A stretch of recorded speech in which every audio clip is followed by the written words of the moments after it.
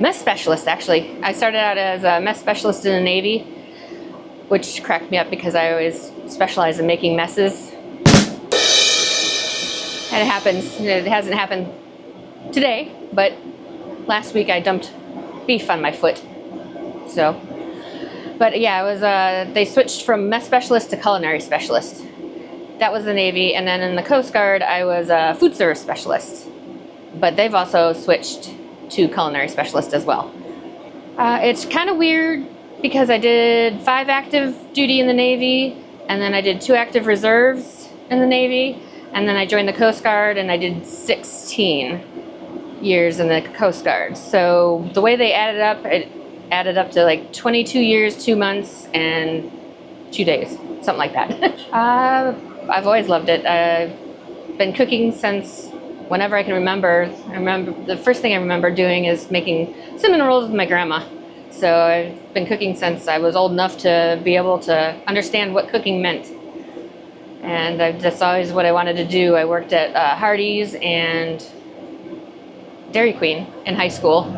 So, and then I kind of did it backwards. I joined the military right out of high school.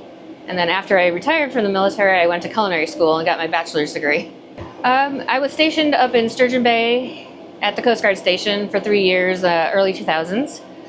I love it here personally, but my husband retired from the Coast Guard in 2001. We were stationed in Virginia, and then we moved to Florida for a couple years to check it out because that's where he's from.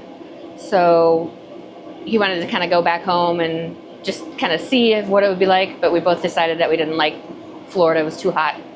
So we did the opposite of what everybody does. We moved to Wisconsin from Florida. Well, I got bored, honestly.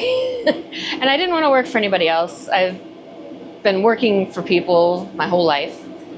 And I just wanted something where I could come and go as I wanted to. I could make what I wanted to.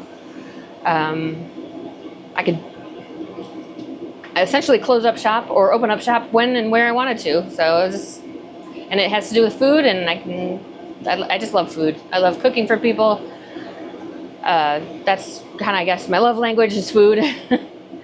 So yeah, I love to make food.